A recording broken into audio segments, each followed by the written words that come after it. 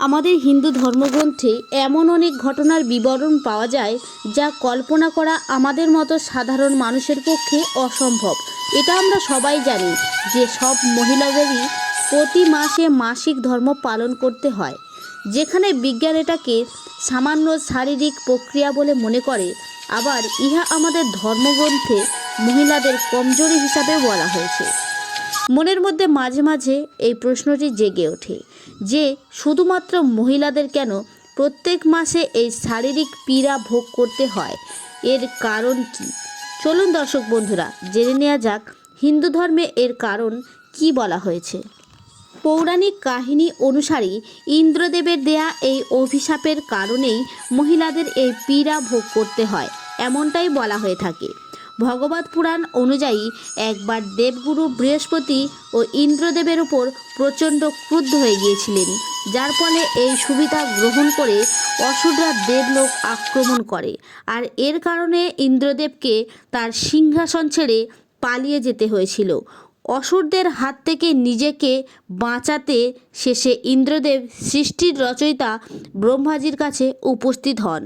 তখন ব্রহ্মাজি ইন্দ্রদেবকে উপদেশ দেন যে, হে ইন্দ্র, এই জন্য আপনাকে এক বহু জ্ঞানীর সেবা করতে হবে। যদি তিনি প্রসন্ন হয়ে যান তাহলে তুমি পুনরায় স্বর্গলোক ফিরে পাবেন। ব্রহ্মাজির কথা অনুযায়ী ইন্দ্রদেব একজন ব্রহ্মজ্ঞানীর সেবা করা শুরু করলেন। কিন্তু ইন্দ্রদেব এই কথাটি জানতেন না যে উনি যার সেবা করছে সেই জ্ঞানী ঋষিটির মাতা একজন অসুর ছিলেন, যে কারণে ওই জ্ঞানী ঋষিটির সাথে অসুরদের অধিক ঘনিষ্ঠতা ছিল। অসুরদের প্রতি অধিক দয়াশালী হওয়ায় ওই ইন্দ্রদেবের সমস্ত ধন সামগ্রী দেবতাদের দান না করে অসুরদের দান করে দিতেন। তখন এই কথাটি ইন্দ্রদেব জানতে পারেন। তখন তিনি ক্রোধে ওই জ্ঞানী ব্যক্তিটিকে হত্যা করে ফেলেন।